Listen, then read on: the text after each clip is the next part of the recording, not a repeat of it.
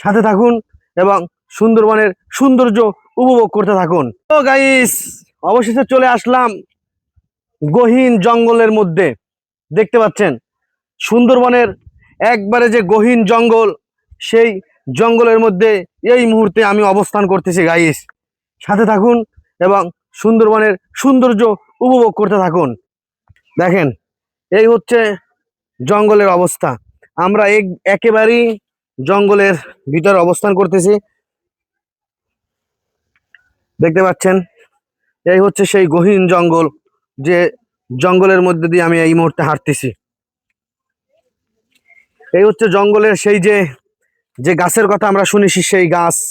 এটাকে বলে হচ্ছে, যে গাছের পাতা হচ্ছে হরিণ খায়, সেই গাছ।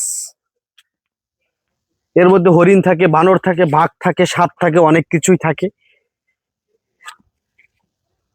এই হচ্ছে জঙ্গল গাইস।